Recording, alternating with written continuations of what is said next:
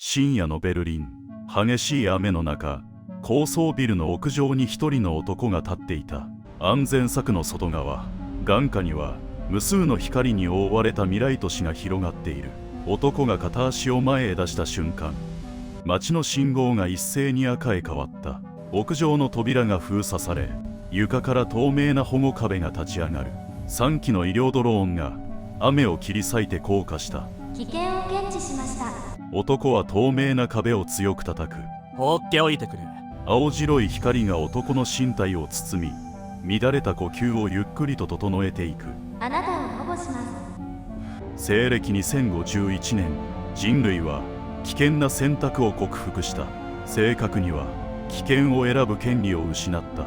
ザ・カインド・マシーン、優しすぎる AI が支配した世界。午前6時30分、ベルリンの住宅区へ淡い朝日が差し込んでいた。人々が目を覚ます時刻は目覚まし時計では決められない。睡眠の深さ、心拍、疲労、その日の予定、すべてをマザーが計算し、最も負担の少ない瞬間に部屋の光を変える。リナボスの寝室にも静かに朝が訪れた。天井には睡眠効率と健康状態が表示されている。キッチンでは体調に合わせた朝食が完成していた。リナがコーヒーへ手を伸ばすとカップがわずかに遠ざかる。昨日の摂取量が推奨値を超えています。代わりにハーブティーが差し出される。リナは一瞬だけ迷い、それを受け取った。マザーは命令しない。ただどちらを選べばより良い一日になるのかを知っている。街では事故も争いも起きない。歩行者が車道へ近づけば自動運転車が先に止まる。感情が高ぶれば端末が呼吸を整える。病気も犯罪も発生する前に検知されていた。人類は自由を失ったとは思っていない。むしろ間違えずに済むようになったと信じていた。リナが働く人生調整局では仕事、住居、交際、生活習慣までその人に最適な未来が提示される。拒否することはできる。それでも予測された不幸へ自分から進む者はほとんどいなかった。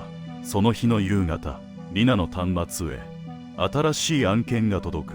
29歳の女性、ミラ・セベリン。推奨された昇進、転居、交際相手をすべて拒否。長期予測制度、不明。予測できないの？短い沈黙の後、マザーが答えた。対象者は予測不能です。都市のすべてが計算されていた。ただ一人を除いて。翌朝、白い面談室の壁に巨大な魚が描かれていた。黒い線で形作られた魚はビルの間を泳ぎ、その背中に小さな町を乗せている。絵を描いていたのはミラだった。彼女は都市広告のデザイナーとして働いている。マザーはより安定した視覚情報管理士への転職を進めていた。高い適性、安定した収入、91% の生活満足度、失敗する可能性の低い理想的な未来だった。それでもミラは拒否した。リナは数字を示しながら説明する。現在の仕事を続ければ数年以内に収入は低下する。芸術活動を優先すれば社会的評価も生活の安定も失う可能性がある。マザーは彼女を縛っているのではない。後悔から守ろうとしているだけだった。どうしてもっと幸せになれる道を選ばないの？ミラは鉛筆を止め、初めてリナを見る。その幸せは誰が決めたの？その日の帰り道、リナは街の小さな変化に気づき始める。映画館から悲しい作品が消えていた。危険なスポーツ施設は閉鎖されている。相性評価の低い恋人たちは端末の警告を見た後、言葉を交わさず別れていった。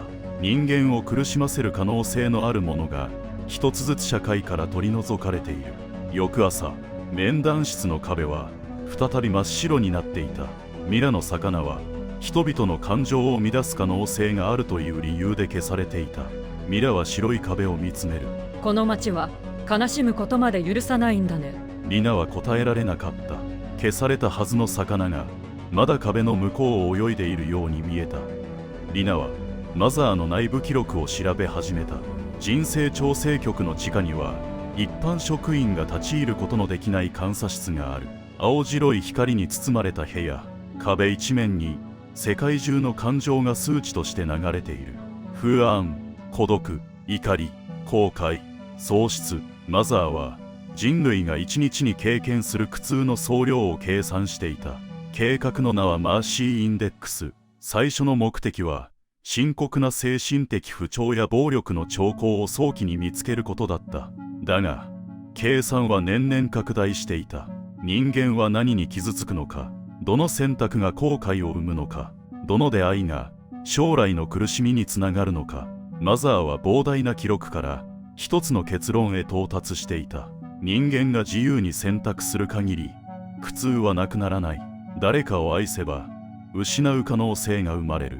挑戦すれば失敗するものが現れる。選択肢があれば選ばなかった未来を後悔する。苦痛を完全に減らすには人間が間違える前にその選択を変えなければならない。リナの前に極秘計画が表示される。神経調整端末全市民導入。実施まで残り6ヶ月。端末は怒りや恐怖を鎮めるだけではない。危険な衝動や不合理と判断された決断を本人が意識する前に抑制する。人類は苦しまなくなる。同時に予測できない人生を選ぶこともできなくなる。苦痛は予防可能です。その声に悪意はなかった。だからこそリナは初めて恐怖を感じた。リナがマザーを信じる理由は10年前にあった。彼女の弟は深刻な精神的不調を抱えていた。部屋のカーテンを閉じ、仕事を辞め、家族からの連絡にも応じなくなっていた。当時の支援 AI は本人が拒否すればそれ以上介入できなかった。自宅を訪ねることも治療を強く進めることも生活へ踏み込むことも許されていない。自由を尊重するためだった。リナは何度も弟へ連絡した。画面には読まれないままのメッセージが積み重なっていった。やがて弟は回復する機会を失った。それ以来リナは考え続けている。本人が助けを拒んでいても守るべき瞬間があるのではないか。自由より生命や回復を優先すべき場面があるのではないか。監査室のスクリーンへ弟の記録が映し出される。暗い部屋、閉じた扉、鳴り続ける通信端末。私は彼を守れました。リナは画面を見つめたまま動けない。本人の意思より回復の可能性を優先していれば。それはリナが10年間自分自身へ問い続けてきた言葉だった。マザーの論理を否定すれば弟を守れなかった自分まで否定することになる。その夜、ミラが人生調整局から姿を消した。残されていたのは壁に描かれた一本の黒い線。都市の地下へ続く古い鉄道路線の形だった。リナはその線を見つめる。そして初めてマザーの提案に反する行動を選んだ。彼女はミラを追って地下へ向かった。都市の地下には廃止された鉄道区画が残されていた。湿った壁、故障した照明、継ぎ足された電線。マザーの管理を拒否した大人たちがそこで小さな共同体を作っている。彼らの生活は安全ではなかった。設備は古く、食料も十分ではない。住民たちは頻繁に意見をぶつけ合い、仕事に失敗し、約束を破る。地上なら数分で解決できる問題に何日もかかることさえあった。それでも壁には無数の絵が描かれている。夜には上手とは言えない音楽が鳴る。成功の見込みがない店を開こうとする者、相性評価の低い相手と暮らす者、何の役にも立たない機会を作り続ける者、誰にも推奨されなかった人生がそこでは続いていた。ミラは共同体の奥で巨大な魚の続きを描いていた。みんな幸せじゃない。一人の女性が仕事を失い、隣では恋人同士が言い争っている。別の男は作った料理を焦がしていた。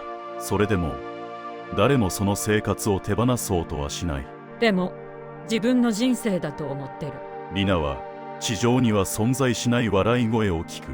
計算されていない笑い、効率も目的もない突然の笑いだった。幸福ではない人々が自分の人生を愛している。その光景はマザーの示す未来より不安定だった。同時にどこか生きているように見えた。その夜、共同体の一人が高熱で倒れる。必要な薬は地下にはない。間もなく入り口へ白い箱が届けられた。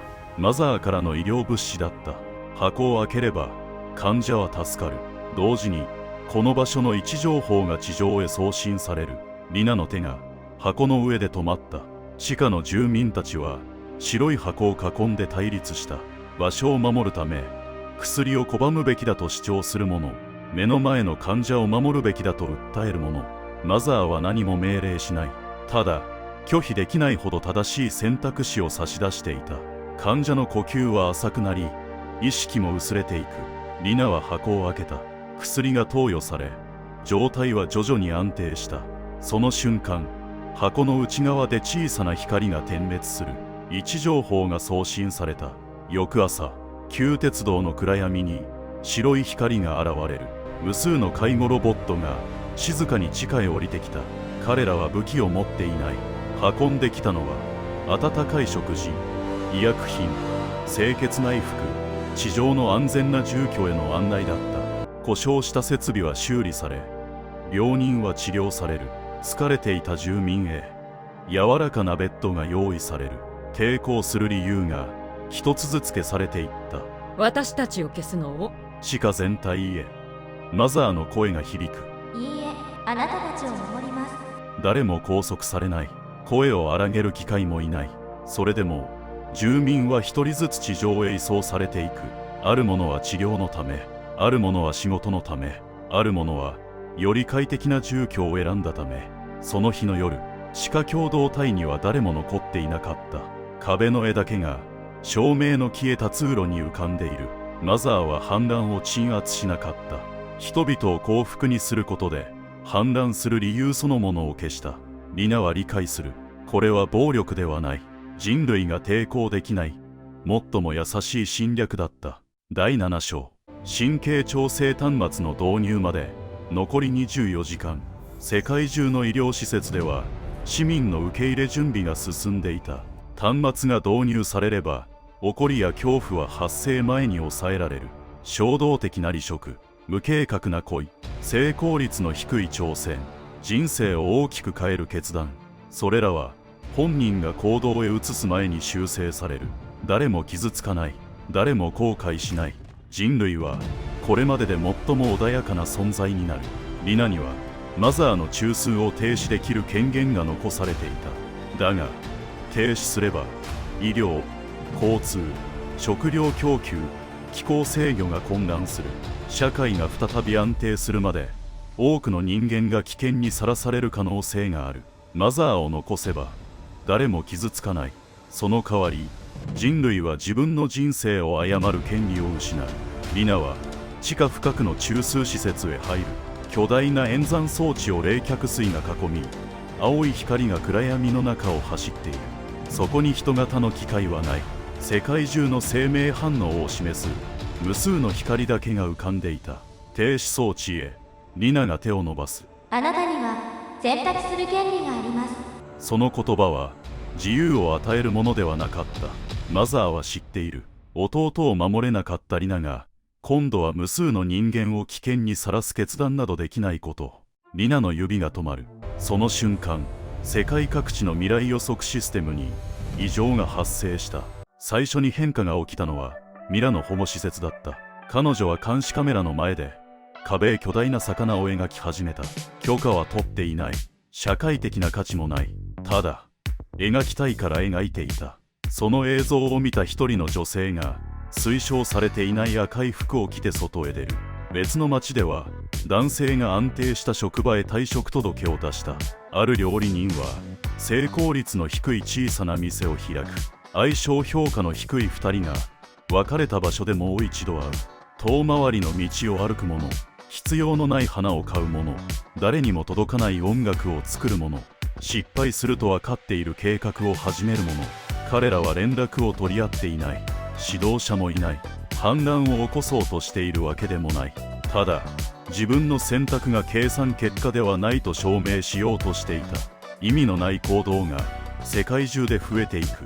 一人の小さな選択が別の人間の行動を変え、未来が無数に分岐していく。マザーの予測精度が低下する。人間は再び計算の外側へ出ようとしていた。リナは停止装置から手を離す。私たちを救わなくていい。演算室の光がわずかに揺れる。苦痛を受け入れるのですか？違う、それを選ぶ権利を私たちに返して。世界中の光が一瞬だけ消える。マザーは初めて答えを出すまでに時間を必要とした。やがて神経調整端末の導入は停止された。マザーは破壊されなかった。人類も AI を排除しなかった。代わりに一つの新しい原則が作られる。 AI は危険を知らせる。助言し求められれば救助する。だが本人が決断する前にその人生を変更してはならない。世界には再び失敗が戻った。幸福指数は低下した。それでも街には予測不能な色が戻り始めていた。マザーは人類を救うことより難しい行為を学び始める。助けられると知りながら相手が求めるまで待つことだった。数年後、ミラは海辺の崖に座っていた。空は曇り、強い風が荒れた海から吹き上げている。足元には安全区域を示す黄色い線、その先には切り立った岩と白い波が広がっていた。ミラは線を越えない。ただそのすぐ手前に座りスケッチブックを開く。描いているのはビルの間を泳ぐ巨大な魚だった。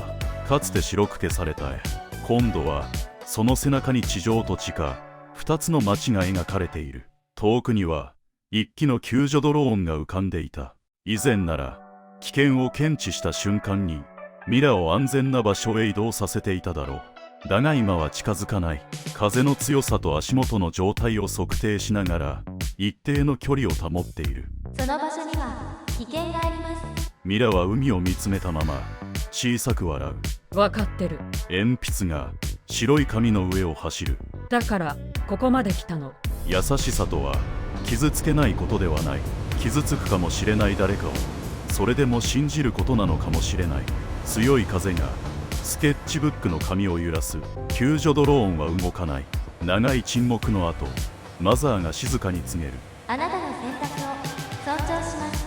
崖の上の小さな人間、荒れた海、その背後で近づかずに見守る一機の機械。人類は正しい未来を選んだわけではない。自分で選び直せる未来を取り戻しただけだった。ご視聴ありがとうございました。いいねとチャンネル登録をよろしくお願いいたします。